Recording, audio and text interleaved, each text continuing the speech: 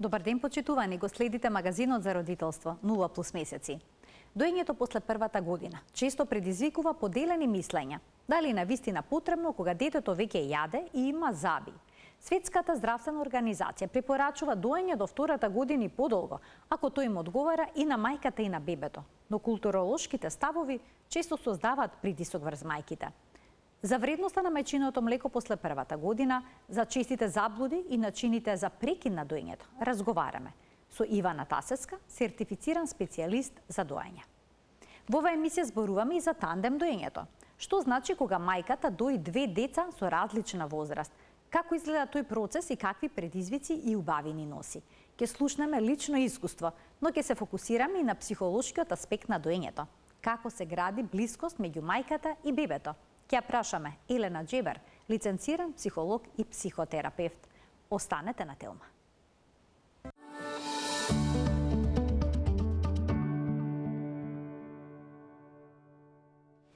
За доењето после првата година во денешниот магазин за родителство разговараме со Ивана Тасеска, сертифициран специјалист за доење, воедно магистар по хемија, мајка на две деца, на 4 и една година. Да. Добре ни дојдовте во студиото. Добре најдов, ти благодарам многу за поканата. Секогаш ми е убаво во твоево студио.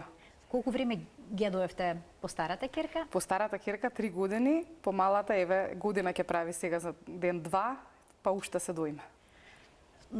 За доењето после првата година се користи терминот продолжено доење. Многу сметаат дека ова е една несреќна придавка. Зошто таков опис? Па стварно јас не знам од каде произлегол тој опис на продолжено доење. Значи тука нема ништо продолжено, тоа е доење, меѓутоа можеби ете низ текот на годините, пошто во странските земји породилното отсуство трае многу пократко и можеби заради тоа мајките имаат потреба да ги одбијат децата порано и некако тие мајки што остануваат истрајни во доењето, да речам, и го дојат детето и после првата година, можеби затоа го викаат продолжено, ама сепак стварно е тоа несреќна придавка и нема тука ништо продолжено, него тоа си едноставно доење. Но и нови простори постои убедување дека детето не треба да цица откако ќе почне да јаде, откако ќе му никнат запчињата. Но што вели Светската здравствена организација? Светската здравствена организација по препораката нивна е дека треба детето да се дои ексклузивно до 6 месеци. Што значи сега тоа ексклузивно доење? Многу често ме прашуваат. Ексклузивно доење е дека детето треба да прима во тие први 6 месеци од неговиот живот само мајчино млеко. Значи нема потреба ниту од вода, ниту од чајчиња, ниту од други течности. Мајчиното млеко ги содржи сите компоненти кои што му се на бебето потребни во тие први 6 месеци.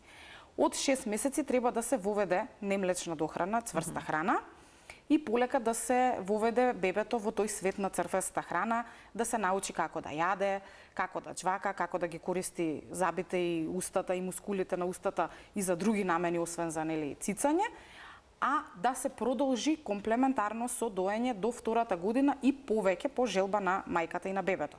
Тоа е препораката од Светската здравствена организација. Оваа препорака ја имаат прифатено и сите други организации кои што се занимаваат со здравје и исхрана на деца и бебиња.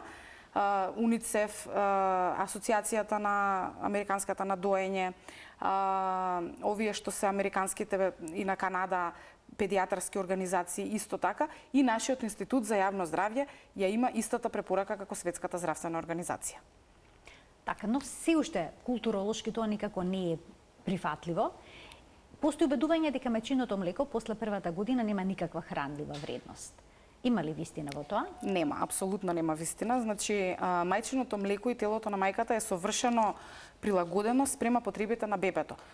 Многу луѓе не знаат и многу мајки не знаат, кои што првпат дојат, дека доењето не е баш еднонасочен процес. Ние некако го поврзуваме доењето со тоа дека само бебето прима млеко од градата на мајката, меѓутоа на самата града, на ареолата, има оние како едни релјефни мали топченца испакнати, тоа се Монтгомерови жлезди, преку кои што во процесот на доење делот плумката на бебето влегува во телото на мајката и телото на мајката знае да направи точно онакво млеко какво што му е потребно на бебето.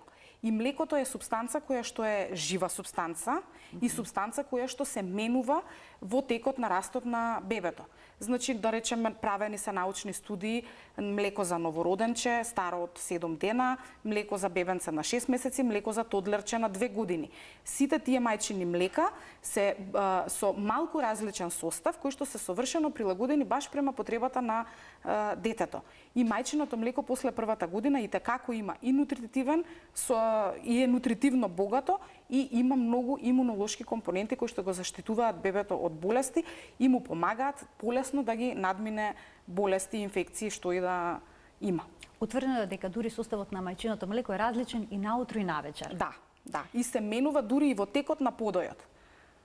И кога бебето е болно, исто така се излачуваат. Апсолутно, да. Значи, заштитни кога елементи. бебето е болно, дел од вирусите и инфекциите влегуваат преку плумката во телото на мајката и мајката произведува такви антитела за да му помогне на бебето да се избори и на некој начин како природен имунитет му дава на бебето и доените деца се многу поздрави и позаштитени. И една мајка кога се одлучува да дои, без разлика колку време тоа ќе биде, али сепак ако е тоа нели и подолго, директно инвестира во имунитетот на своето дете, кое што преку научни студии е докажано дека доените деца и во текот на животот, не само во текот на раното детство и адолесценција, него и во текот на целиот живот имаат помал ризик од многу болести, значи од развој на дијабет, од развој на ушни болести, настинки полесно се поминуваат, стомачни вируси полесно се поминуваат. Значи баш е инвестиција во имунитетот и здравјето на детето. Но исто така е интересен податок кој што многу малку се знае и се зборува, а тоа е дека кога една мајка се одлучува да дои подолго, од 1 година да речеме, таа се инвестира и во сопственото здравје, затоа што преку научни студии е докажано дека мајките кои што подолго дојат и кога ќе се собере оној целокупен доеначки стаж, без разлика колку деца имала мајката, вкупниот стаж колку ги доела сите тие деца, се намалува и ризикот за развој на канцер на градите и на матката кај самата мајка. Така, значи има заштитна улога. Да. А кога обострано е вонасочни се бенефитите од доењето. Многу се убедени дека доењето после првата година не е поврзано со храна, туку со потребата на детето да се смири и дека дојката ја користи како цуцла. Дали е тоа точно? До некаде да, ама не целосно. Значи, после доењето, значи вака, бебето кога ќе се роди, нели, таа поврзаност со мајката, тој атачмент, го прави многу добро преку доењето. Кога една мајка почнува да дои новороденче, значи го става на градата, бебето добива топлина, добива контакт кожа на кожа, кој што е многу бенефитен и важен за самиот развој на бебето, добива нели гушкање со мајката, љубов и тие работи и некако градата, децата, бебињата си ја поврзуваат како нивното најсигурно место на светот. Место каде што се чувствуваат безбедни, кај што се чувствуваат сигурни и кај што добиваат и љубов и храна. Како тоа едно бебе расте низ текот на месеците, кога ќе достигне да речеме годинка, тоа веќе многу повеќе нели разбира и тие работи и доењето него му представува начин кај што може и да јаде, и да се смири и едноставно сигурноста со мајката и тој атачмент што го створила, наоѓа утеха. И сега после првата година тие подои знаат да бидат и од потреба за храна или за жет, но знаат да бидат и од утеха, знаат да бидат и подолги, знаат да бидат и пократки. Но во секој случај, значи, и да цица бебето заради утеха, тоа не е ништо погрешно. Дури и кога цицаат многу кратко за утеха, они сепак внесуваат мајчино млеко, тоа се веќе поголеми тодлерчиња кои што и можат да извадат и поголема количина на млеко и сепак, значи, си го задоволуваат и нутритивните потреби во текот на денот што ги имаат. Обично колку подои им се потребни на таа возраст? Па не би можела вака да ти одговорам, пошто тоа е една многу индивидуална работа. Значи тоа е баш секој доенечки пар е индивидуален сам по себе. Значи ниедна дури кога ќе земете да прашувате мајки на повеќе деца, ќе ви кажат различни искуства со доењето на сите деца што ги имаат. Тоа е многу индивидуална работа и не може да се каже колку треба да има подој дете од 1 година, 2 години или колку има. Затоа што е баш индивидуално. Тука зависат многу фактори, значи дали се бебето и мајката 24 сати заедно во текот на денот, дали мајката оди на работа, дали бебето оди во градинка, дали се физички разделени некое време во текот на денот. но генерално значи едно новороденче би требало да цица некаде да има некој 8 до 12 подои во текот на 24 часа, кои што подои понатака како расте бебето почнуваат да се намалуваат и почнува да се зголемува интервалот измеѓу два подои. Така што веќе детенце на година 2 би имало некаде од прилика, еве ако морам веќе да фатам некоја бројка, би било 3, 5, 7 подои во текот на 24 часа. Ќе ги вклучиме гледачите од овој момент. Ние во денешната емисија зборуваме за доење на деца постари од 1 година. Доколку имаме простор, ќе проговориме и за начините за прекид на доењето. Телефонскиот број е испишан на екранот, така што добре дојдени се вашите размислувања, но и прашања на оваа тема. Дали доењето после првиот роден ден кај бебето може да доведе до намалување на апетитот за цврста храна? Некој смета дека за детето добро да јаде, треба да прекине да цица. И тоа е индивидуална работа. Нас целта, кога ќе почнеме на 6-месечна возраст да воведуваме цврста храна, ние да го научиме детето да јаде. Обично бебињата, кога ќе почнат со цврста храна, не се ни свесни дека таа храна нив може нутритивно да ги задоволи и да ги најаде. Па обично често мајки ми се јавуваат и ме прашуваат: "Абе, почнавме со цврста храна, ама некако многу сака да цица, не е толку заинтересирано." Значи нас целта ни е да нудиме избалансирани оброци со различна текстура, нели, храни, и да го научиме на тие нови вкусови, затоа што тоа бебенце кое што досега било научено само на мајчино млеко, наеднаш го воведуваме со нови вкусови, со нова текстура на храна која што допрва треба да научи, и доењето треба да оди комплементарно со храната. Значи не се исклучуваат едното со другото. Не значи дека ако почнеме со воведување на цврста храна треба да го исклучиме доењето, туку треба тоа да биде баш комплементарно и едно со друго да одат. Во однос на тоа дали бебето брзо и лесно ќе ја прифати цврстата храна или ќе му треба подолго, тоа е исто индивидуална работа која што зависи од самото бебенце, детенце. Но не мора да значи дека доењето би било пречка. Јас ќе ги замолам од Риже само да ја сменат темата, за гледачите да знаат за што зборуваме во денешната емисија. Значи, доење после првата година, нешто што се опишува како продолжено доење, но пишавме зошто тој термин всушност не секогаш е најсоодветен. Да. Сега кога ќе продолжуваме со оној дел кога децата тргаат во градинка. Исто така постои убедување дека бебето треба да се откаже од доење, да престане да цица за полесно да се адаптира на новата средина во колективот. За жал, да. За жал, кај нас се уште владае тоа дека кога детето ќе тргне во градинка, пошто е многу блиско со мајката и пошто цица, затоа тешко се адаптира. Адаптацијата во градинка е процес кој што е индивидуален за секое дете и највеќе зависи од самиот темперамент и карактер на детето. Кај некој деца тоа оди многу лесно и брзо, кај некој треба подолго време. Но, јас морам да упатам еден апел до сите мајки, кои што имаат бебиња, кои што треба да тргнат во градинка. Одбивањето од доење да не го прават во ист период кога детето треба да тргне во градинка. Значи, тоа е многу голема грешка што може да ја направат, затоа што самиот почеток на бебенцето, детенцето во градинка е многу голема промена во нивниот живот и они допрва треба да научат таму како треба да се однесуваат, што се случува, да ги запознаат и учителките, и дечињата, и начинот на функционирање во градинка. И ако ние дополнително му и самото тоа по себе носи некаков стрес во животот на детето, и ако ние дополнително и неговото најсигурно и најбезбедно место во светот му го тргнеме наеднаш, тоа може да настане многу голем проблем кај детето, кој што, например, правени се и научни студии дека таквото нагло прекинување со други големи промени во животот на бебето може понатака во текот на животот на тоа дете, кога ќе стане и возрасен човек, да има проблеми со поврзаност и со други работи, така да дефинитивно значи да не се одбива бебето кога ќе тргне во градинка. Како да изгледа тогаш доењето? Како да изгледа доењето, значи многу ми смета дека тоа е невозможно. Е возможно, и како е возможно, значи јас се радувам што многу голем дел од мајките во денешно време се одлучуваат да продолжат со доење кога децата ќе тргнат во градинка. Мајката и детето кога ќе бидат разделени во тој период додека детето е во градинка, нормално дека нема да дои. Таму ќе има два оброци, нели, појадок и ручек со една ужинка, кога ќе се врати детето од градинка, ќе си продолжи доењето како да не престанало никогаш.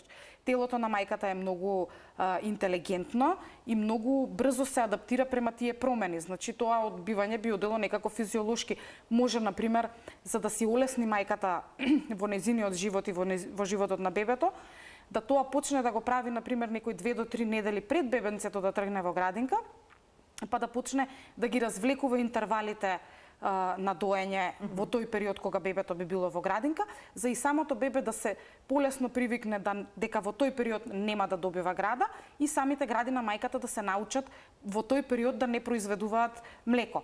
А кога бебенцето ќе си се врати од градинка, и како може да си продолжи доењето. А дали постои ризик детето премногу да се врзе за мајката, доколку таа го дои до временски период и после првиот роден ден? Тоа е исто така еден голем мит кој што кружи во нашата јавност и во нашето обкружување, но реалноста е дека тоа е сосема обратно. Значи, децата и бебињата кои што се силно врзани со мајката и кои што го имаат тој сигурен атачмент и сигурна поврзаност со мајката, понатака во текот на животот многу полесно и побрзо се осамостојуваат и се посигурни понатака во текот на животот. Немаат проблем. Значи, тоа е фактички обратно. Колку е поповрзано бебето со мајката, толку полесно ќе му биде да се отповрзе понатака и да се осамостои, неголи ако ние направиме некоја траума и влијаеме на тој процес. Најдобро сите експерти за доење препорачуваат одбивањето да се одвива спонтано, да не биде форсирано, да не биде прекинато наеднаш, освен нели во ситуација ако здравствено тоа мора така да се случи. Најубаво е да оди тоа спонтано и да фактички само да му дозволиме на самото детенце да се одбие само, кога тоа ќе биде спремно. За подолгото доење на детето, особено постојат предрасуди доколку тоа е момче. Јас не правам разлика меѓу машко и женско бебенце. Значи, потребите на детето... Дека не треба да цица долго време? Да, апсолутно не знам ни зошто воопшто кружи таков, мислам, муабет низ предрасуда. Мит, апсолутно нема разлика помеѓу машко и женско бебенце. Нивните потреби се биолошки, не се родови.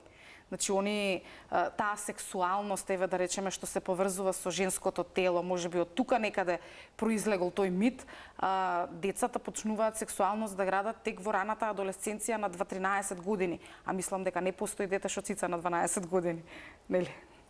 Кога зборуваме за одбивањето од цицање, дали е точно дека поголемо дете потешко се откажува од дојка? Не. Тоа е исто, да речам, индивидуално нешто, но дали е потешко или полесно, апсолутно не се согласувам со тоа дека е потешко поголемо детенце да се одбие. Бидејќи разбира и не сака. Бидејќи со поголемо детенце ние можеме и преку разговор да го направиме прекинот на доењето. Значи, во текот на неколку недели ќе разговараме дека е големо, дека веќе не треба да цица, нели? Преку разговор можеме да се договориме и можеме да ги развлекуваме, да речеме, тие интервали на доење со некоја игра, со прошетка, со било што, можеме многу полесно да го залажеме, условно кажано, детето, да не му дадеме града и може многу полесно да ни се одвива тој процес, а не потешко. Што ако мајката сака да го прекине доењето, но бебето се уште не е подготвено за тоа? Тоа е сосема валидно. Значи, обично е така. Обично е така, обично на мајките им доаѓа во некое време преку глава. Обично кога мајката ќе тргне на работа, па кога детето ќе тргне во градинка, во тој период обично се зголемуваат ноќните подои. Пошто бебето компензира тој период што е разделено со мајката, го компензира во текот на ноќта и на мајките знае да им биде многу исцрпувачко, но експертите викаат дека прво треба да се работи на тргнување на дневните подои, а најпоследни да се остават ноќните подои. Сега, тоа може да биде многу исцрпувачки вистина, но има техники како индивидуално да се работи со секоја мајка за тоа да биде многу полесно и полесно да оди одбивањето. Сосем е валидно една мајка да сака да се откаже, затоа што прво и пред се, нас ни е битно да имаме една здрава мајка, психички и физички, која што ќе може да му пружи љубов, грижа и нега на детенцето и бебенцето. Доколку мајката од било која причина одлучи да престане со доење, тоа е сосема во ред. но треба да биде спремна и да побара, еве да речеме, некоја помош доколку и треба за како да оди тој процес. И ако бебето не е спремно да се одбие, сака се уште да дои, битно е тоа мајката да го направи нежно, да не се прави нагол прекин на доењето. Значи кај нас обично вака и низ разговори со мајки, кружи мислењето, остави го некој друг да го чува 2-3 дена, да има физичка одвоеност со мајката 2-3 дена и ќе се одбие, нема да бара града. Меѓутоа, тука малку, јас не се согласувам со тој став. Јас мислам дека тоа треба малку понежно да оди, не толку да биде брутално, затоа што наеднаш вие го одделувате тоа бебе кое што било навикнато да биде цело време со мајката, и наеднаш му ја тргате неговата омилена работа во светот градата. И некако многу работи му се случуваат и му се големи промени тоа во животот на детето, така да јас би предложила доколку мајката сака да го одбие детето, да тоа го направи понежно. Како е во тоа текот понежно? на Дајте еден период, на пример од 2 до 3 недели. Добра. Значи како тоа да го направи? Прво, значи рековме да се тргнат дневните подои, после да се тргнат ногните. Како да се тргнат дневните подои? Значи тоа треба индивидуално да се види во однос, нели, на доенечкиот пар, колку често цицаат што како, али како што и спомнав претходно. Значи да се развлече интервалот меѓу два подои. Добра. Да се намали времето на цицање. Добра. Значи ако да речеме детево цицало 10 минути, да се почне да се скратува тоа време на цицање, да не се остава да си седи така на градата само за љубов, него баш да истица млеко и да се прекине, да се развлечат интервалите, да се проба некоја друга занимација и да се проба некој друг во одреден период од денот да го чува детето, да има малку физичка и разделеност меѓу мајката и бебето. А за нокните подои да почне полека да се работи со исто така намалување, значи кога бебето ќе се разбуди и кога ќе побара града, да се проба да се презаспие на друг начин, да се проба да му се даде пример водичка или цуцла доколку користи детенцето цуцла и на пример да се проба некој друг да го презаспие, пошто обично мајката секогаш има асоциација за града, нели? Да се проба партнерот да го презаспие бебенцето. И друга исто на пример препорака, да речеме, која што би можела да им ја дадам на мајките, е тоа во текот на ноќта, значи во таа вечерна рутина кога се заспива бебето, да не го поврзуваат спиењето со цицање. Значи да бебето некако цица, ама да не заспие на града, за да нема асоциација на заспивам на града и сега за да ако се разбудам во текот на ноќта пак ми треба градата за да презаспием, а обично се учи тој модел, некако да се прво работи тој модел да се тргне, значи бебево да цица, да, пред заспивање секако, но самото заспивање да не се случи на града. Значи да исцица бебе до тоа што треба да исцица од градата и после некако на друг начин да се заспие. Дали ќе биде со гушкање, дали ќе биде со нишкање, дали ќе биде со лежење па галење на детенцето, некако така да се тргне таа асоциација за да може полесно да се одбие од ноќните подои. Тоа би била некоја препорака. Така, најголем предизвик е одбивањето од ноќните подои. Дефинитивно. Некогаш тоа знае да трае долго и сепак да заврши со физичка раздвоеност на крајот. Да. Но сепак да се обидат мајките тоа да го направат на понежен начин. На понежен начин и да биде во период од неколку недели. Значи дури еден месец ако треба, значи полека да оди тоа. А како да се справи мајката со преполнетите гради од млеко? Или пак болката што се јавува, па дури маститисот во спаление во градите? Во овој процес маститисот не е состојба што се случува кај мајки на новороденчиња. Маститисот е состојба која што може да се случи и баш во периодот на одбивање од доење. Сега како што ние нели го развиваме доењето кога имаме новороденче, ако све оди физиолошки, би требало тоа да биде, еве како што напоменав, значи со развлекување на интервалите, со физиолошки, значи да почне да се намалува и бројот на подои и тие работи. Ако све нас ни оди физиолошки, ние нема да имаме проблем со градите, но ако до периодот, да речеме, од одбивање од доење или тргнување на детенцето во градинка, мајката и бебето си цицале без никакви ограничувања, кога физички ќе се разделат, може да дојде до забуна на градите и да почнат да произведуваат повеќе млеко. И сега тука што е препораката? Препораката е да се следи состојбата. Значи мајките да бидат свесни дека тоа е нешто што може да им се случи, значи може повторно да имаат преполнување на градите, грудки, тврди делови во градите и сега ние тука треба да ги научиме градите дека нас ни треба помалку млеко да се произведува. Значи измолзувањето може да помогне, но треба да се изведе многу внимателно. Значи треба мајката да се одмолзи само толку малку колку што нејзе ќе олесни градата. Затоа што ако ние ја измолзиме градата целосно, ние и даваме сигнал дека треба да го произведува тоа млеко во тој временски период. Значи во тие периоди кога мајката и бебето се одделени физички, да има некое измолзување, дали тоа ќе биде со пумпа или или рачно, но да биде само онолку малку колку за да улесни градата. И нешто што може исто така да помогне е ставање на ладни облоги на градата. Дали тоа ќе бидат листови зелка или сега има едни како торбички наполнети со гел топчиња кои што се чуваат во фрижидер, значи да се држат ладни облоги за да не дојде до воспалителни процеси на градата. Никогаш прекинот на доењето, односно одбивањето, треба да се случи преку ноќ. Што во тој случај? Што им препорачувате на жените за да кога не се соочат со проблеми? Да, доколку значи така, доколку мајката се соочи со ситуација од било кој аспект, најчесто тоа е здравствена причина или примање на некоја терапија која што не е компатибилна со доењето и кога мора доењето да се случи во таков нагол период, јас секогаш им препорачувам на тие мајки да работат со стручно лице, затоа што сепак тоа е многу индивидуална работа и тука треба да се разгледаат многу аспекти. Прво треба да се види која е возраста на детенцето, колку често тоа доело и како ние тој прекин да го изведеме без да настанат проблеми за самата мајка. Значи, доколку ви се случи таква работа, јас топло ви препорачувам работа со стручно лице, пошто е многу индивидуално и не би можела да дам некој универзален одговор на тоа прашање како, но има и техники тоа да биде без медикаментозна терапија, но исто така може и да се вклучат медикаменти за прекин на млекото кај мајката. Да. Јас ви благодарам многу за вашето денешно гостување во магазинот за родителство 0+ месеци. Ние во продолжение на емисијата ќе зборуваме за тандем доењето, односно доење две деца истовремено и за психолошките аспекти на доењето.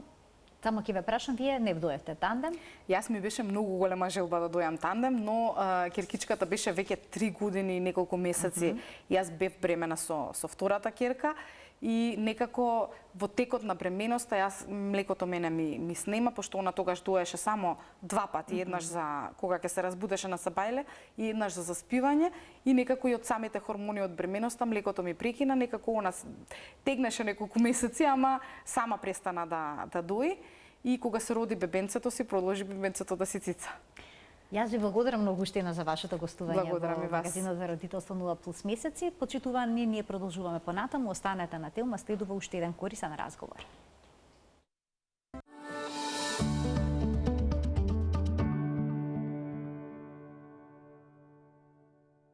За психолошките предизвици при доењето кај мајката, но и за тандем доењето денеска зборуваме со Елена Джебар, лиценциран психолог и психотерапевт. Добар ден и добре ни дојдовте во магазинот за родителство 0+ месеци. Добре ве најдов. Вие сте мајка на 3 деца, на возраст од 7, 3 и 1 година. 2 од децата, значи средното, да, и најмалото. И најмалото ги доевте во тандем. Па што точно значи тоа тандем доење? Така. Како изгледа во пракса, во реалност? Па, прво некако на почеток сакам да кажам дека тандем доењето е доста нешто кое што малку се зборува, можеби малку го знаеме во денешно време. Порано не било баш така, меѓутоа се менува културата, се менува самото човештво. А јас за тандем доењето искрено слушнав прв пат од пријателка која што живееше малку повеќе во странство, па некако малку повеќе ми го нормализираше. Тоа е кога се дојат две деца заедно, вклучително најчесто се или близначиња или пак дечиња кои што се помала разлика и доколку е се во ред, нели нормално медицински, тука морам да кажам дека многу често дечињата мора да има ситуации, има ризични бременности каде што мора да се прекина со доењето, меѓутоа во мојот случај не беше тоа така. така.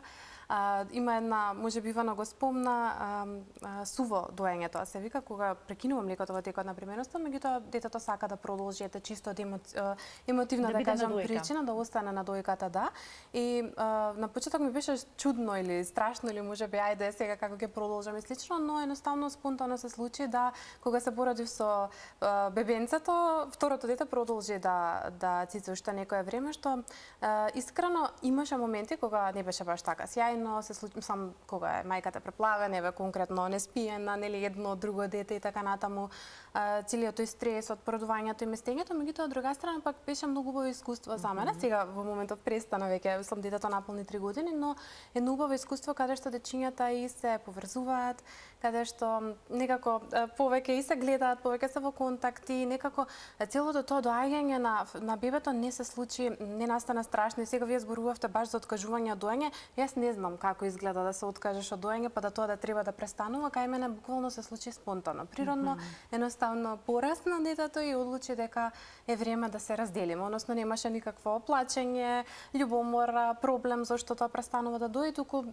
секако разговаравме, нели, дека веќе пораснува и така натаму, меѓутоа немаше никаков проблем во смисол да треба да тоа биде нешто што е насилно, нешто што е наеднаш и така натаму, што за жал за мајки кои што нели не можат од било кој или не сакаат од било која причина да дојат, можеби е малку покомплицирано, меѓутоа ете во нашиот случај тоа не беше, така што драго ми е што го спомнувате и го носите тука, бидејќи навистина многу малку се зборува на оваа тема.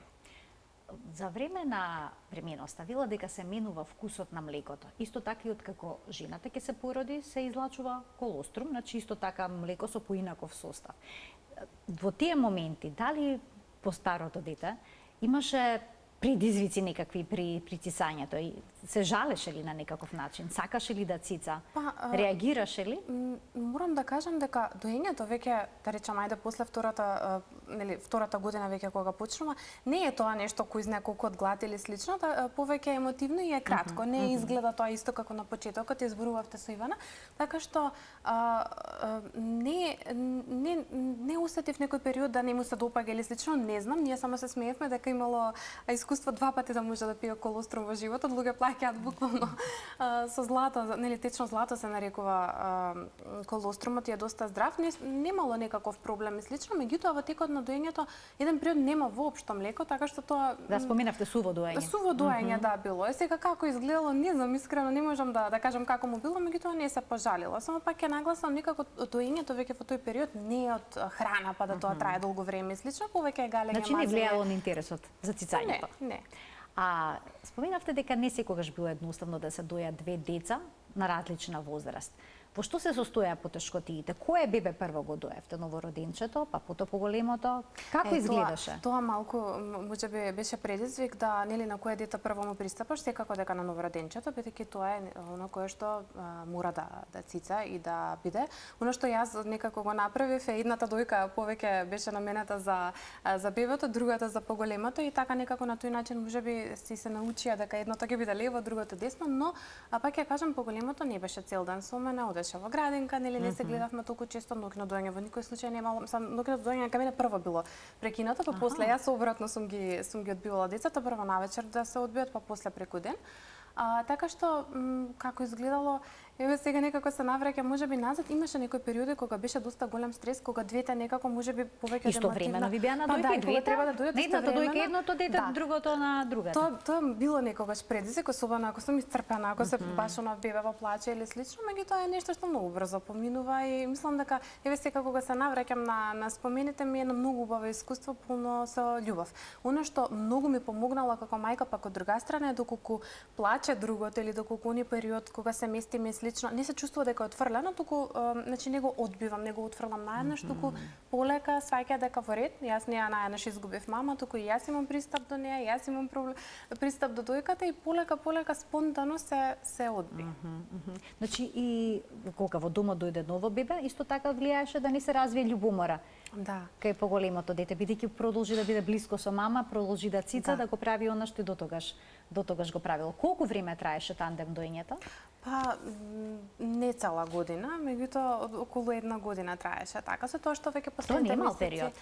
Па не е мал период, ама добро, мене некако брзо искрено ми помина и спонтано после тоа си дојде до одбивање. Сам прво многу се намали, па некогаш знаеше да повара, па знаеше да се случи цице мама да биде тука, меѓутоа со тек на време самото едноставно си заврши.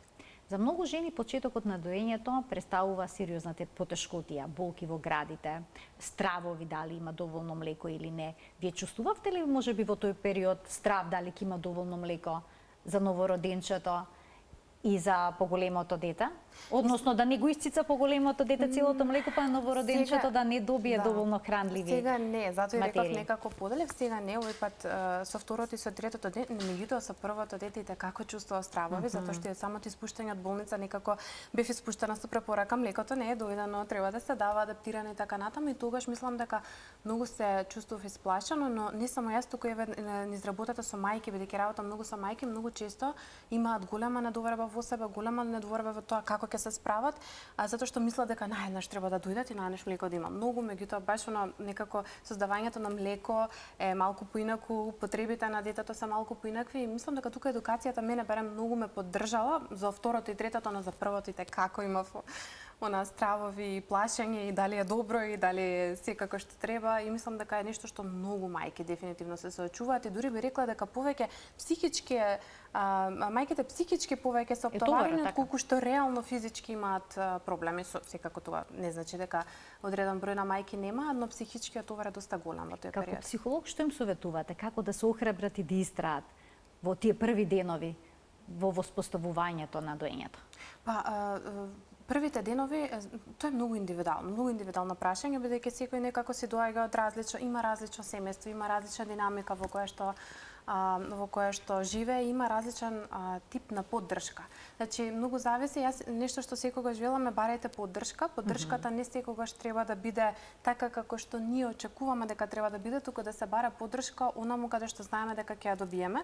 Не секогаш можеме соодветна и на пример едукативна поддршка да добиеме од партнерот, меѓутоа од партнерот можеме да добиеме поддршка, да не гушне, да не го поддржи детето, да ни помогне со чистење, со средување на домот доколку имаме проширено семејство, значи да од некако од другите бараме поддршка која што навистина може да ни ја дадат, конкретно еве да речеме доколку имаат било каков проблем да се консултираат со специјалисти за доење, веќе имаме во Македонија повеќе избор да може навистина да се поддржат. Нормално тука се докторите, педијатрите во тој прв период на може исто така со психолози, со пријателки, со луѓе кои што го поминале тоа искуство, но пак би рекла многу индивидуално, многу зависи од мајка до мајка. Оно што ми е важно е да се отворат, можеби важно како апел е да се отворат да бараат поддршка, да не мора да останат сами. Има еден мит дека мајката станува мајка и сега таа мора веќе природно се да знае да се справи, меѓутоа мајката станува мајка, но не е сама на светот.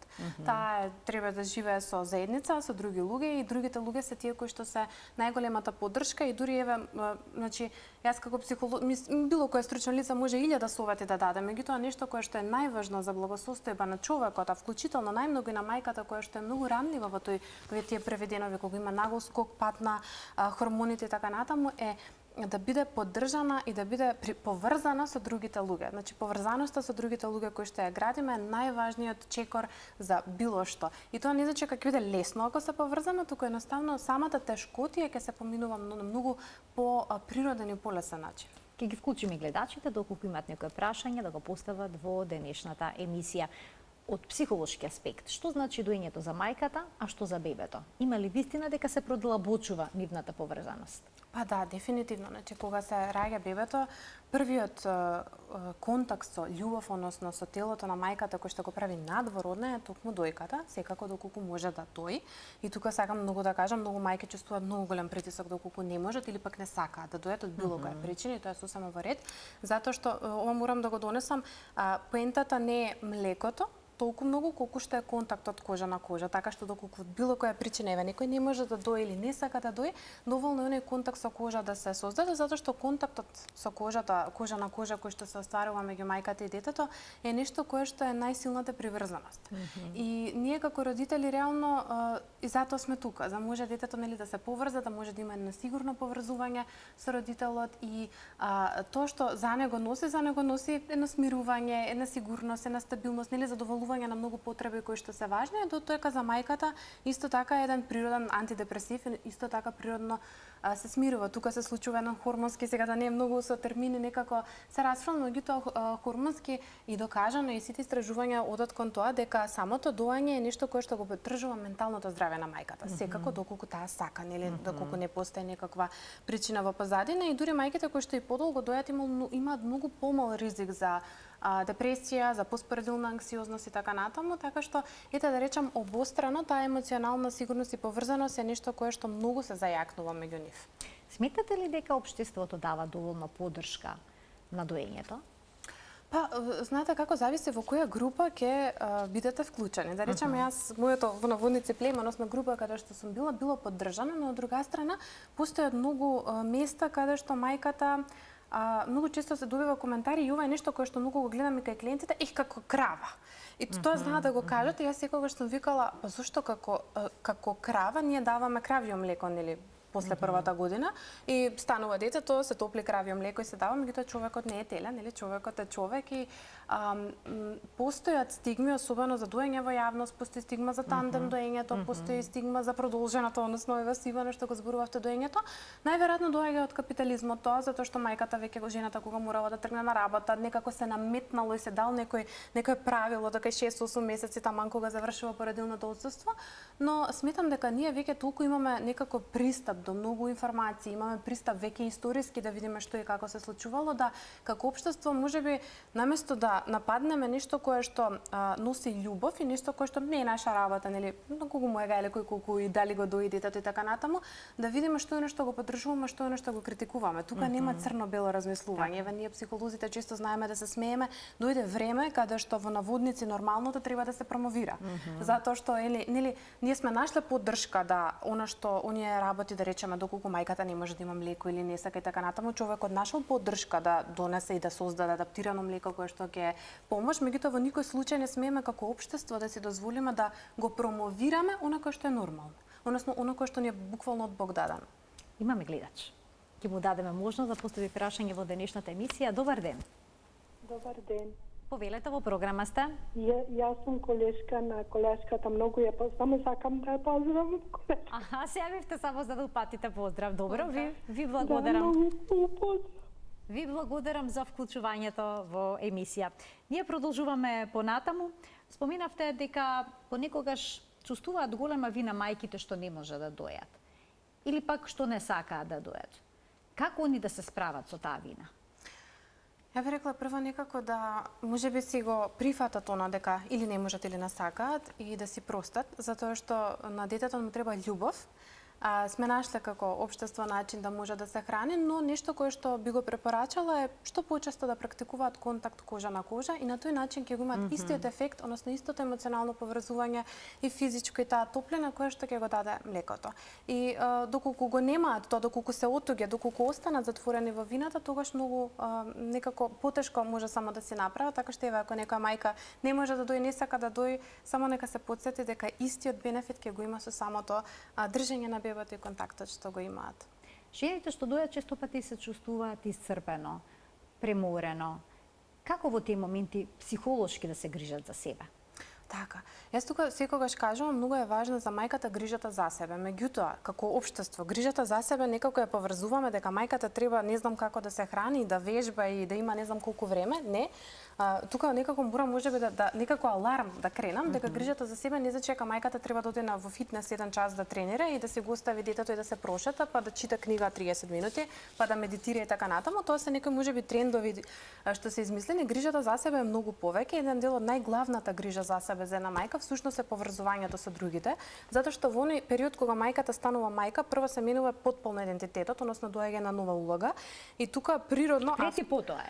Па баш е прети потоа, меѓутоа не само што е прети потоа, тука доаѓаат и други, нели, одстрана проблеми, во смисол запира кариерата кај мајката, семејството поддршка, па тазе сна во семејството, па тазе во брак доколку е прво дете, нели, па и доколку е второ дете, па проблеми. Значи тука едноставно не е само мајката и бебето, тука е еден цел систем, еден цел, па не знам, економската поддршка и така натаму, меѓутоа грижата за себе буквално може да почне од свесно дишење. Значи додека многу мајки ми викаат немам време ја за себе. Во ред, додека се дои детето, може да се практикува свесно дишење кое што не поврзува. Свесно дишење што е, значи единствениот орган кој што ние можеме да го, витален орган кој што ние можеме да го контролираме свесно, значи не можеме желудникот, не можеме срцето, можеме белите дробови. И затоа првиот момент на смирување и на една грижа што може да си ја даде мајката е прво свесно да го насочам оно што е во моја контрола, тоа е дишењето, значи да успори дишењето, да биде прво диафрагма, да може некако да си дојде на себе и еве било која мајка и ние две еве да почнеме да дишиме, свесно да дишиме, наеднаш ќе се смириме. И потоа тоа момент на смирување, задоволување на клучните потреби, односно да секоја мајка биде свесна дека е важно да биде, да не е многу гладна, нели, да се храни колку што може, нели, понутритивно богато, затоа што и во тој период има дополнителен потреба на поголем внес на одредени минерали и витамини, секако на калории, да биде колку што е можно посвесна за незината физичка активност, меѓутоа не физичка активност да мисли дека треба черга, па сега не знам какви тренинзи така натаму.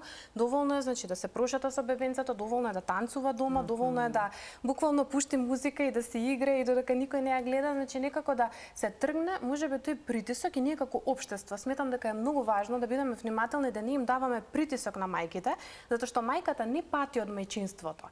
Тоа општеството го има создадено каде што на мајката е наметнато дека таа не само што треба да биде мајка со детето, туку таа треба ваква сопруга, ваква сна, вака да работи, вака да изгледа, па не знам како треба да биде, па не знам колку треба да биде вратена во телесна форма и така натаму и она споредување со другите. Тоа е тешко за мајката, не е тешко да се грижи за сопственото дете. Така што е една порака до сите мајки да едноставно можеби излезат од оној страф од пропуштање кој што се случува природно кога таа ќе се изолира со бебенцето и да си уживаат во таа љубов, затоа што буквално ништо не пропуштаат, животот понатаму продолжува и често еве во групи со мајки, во контакти, после третата година животот на мајката се враќа веќе на некое место каде што детето ја преспива ноќто, таа има повеќе време, детето нели може веќе други личности да се грижат и да му помогнат и тој период поминува. Меѓутоа ништо не може да ја врати, нели таа потреба која што има детето и која што има мајката во тој период. И мајката најсреќна би била доколку влезе во она што природата не го дала, а природата го дала да мајката биде со нејзиното дете.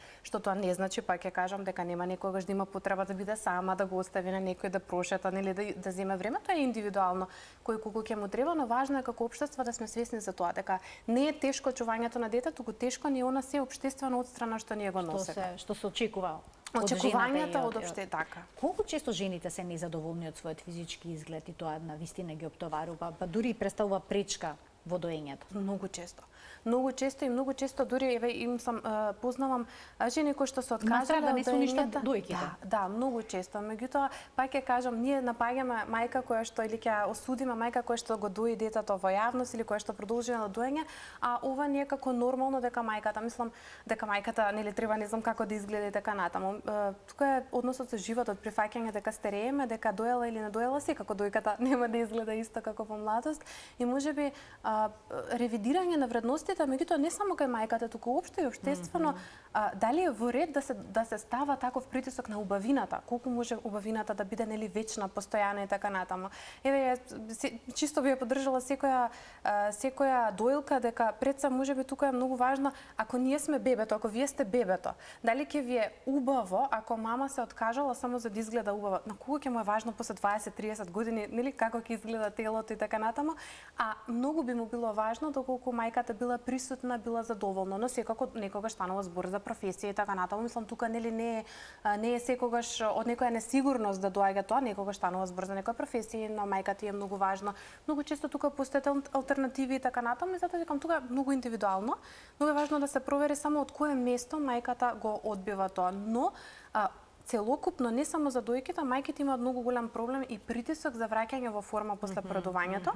И затоа еве некако многу ми се допаѓа некои трендови каде што мајки објавуваат и споделуваат и кажуваат колку е нормално на телото да едноставно му треба и време да се врати, а од друга страна каде да се врати. Годините изминуваат, во ред е да се случува промената и да никогаш не се врати. Може ќе биде многу и подобро отпосле, нели, и посилно, и едноставно самата таа свесност дека тоа тело создала човек, едно мало човече, нов човек, е убаво да се прифати. Јас, еве, искрено, лично, 3 порадувања поминав и на третото порадување прв пат во контакт со многу, мислам, траеше подолго третото порадување, не беше баш она побрзо од претходните, и имав можност да видам многу трудници кои што, нели, разголени се, мислам, се носат, еве, мајка што се породила знае како изгледа, и видов најразлични тела, видов жени кои што имаат, да речеме, многу стри, и тоа не е нешто што жената може да го контролира. И застанав и баш она, јас како психолог таму се седам место да се пореѓам, размислувам кој притисок го даваме на жена за нешто за кое што таа нема контрола, како општество, пак ја кажам, меѓутоа општество како секој поединец, дека телото на мајката, тие стри, тие промени, таа вишок на тежина е всушност нешто кое што го создава, односно е извор на човештвото. И тоа е доволно. Мислам дека таму треба да ја однесеме моќта, а не на нешто што е површно. Така, потсетник всушност на суштината на животот. Да. И моето последно прашање се однесува на тоа дали ви се обраќаат жените за тандем доење, бидејќи зборувате често за тоа. Ве прашуваат ли или не? Па не зборувам толку многу често, искрено. Не дека повеќе зборувам меѓу пријателки и така во некои помали кругови на светската недела за доењето. Прв пат мислам дека на светската недела, меѓутоа не е некоја тема која што е многу актуелна или која што е многу важна. Јас пак кај кажам, тоа не е нешто што е препорачливо или не препорачливо, тоа е едноставно склоп на околности, доколку некоја жена сака или има помала разлика, не сака да го промена доењето, убаво е да знае дека постои. Еве конкретно мене, самото таа можност дека знаев дека постои, дека знаев дека има многу групи, многу жени кои што тоа го практицираат. Кога прочитав, кога видов мајки кои што и по 3 деца и по 4 деца наеднаш дојдов, мислам бевка, вау, како успеваат.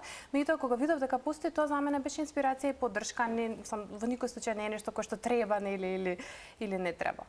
Добро, со овој разговор можеби ќе ги инспирирате и останатите жени кои што се во една ваква ситуација да пробаат нешто такво. Зошто да не? Доколку успеат и доколку сакаат, може да биде и поттик за еден ваков чекор. Јас ви благодарам многу за вашето гостување во денешната емисија и за бројните аспекти поврзани со психологијата и доењето што ги појаснивте. Ви благодарам и вас многу. Почитувани, ова беше се во магазинот за родителство 0+ месец и ви благодарам за вниманието со кое што и денеска не следевте. Ви посакувам пријатен ден.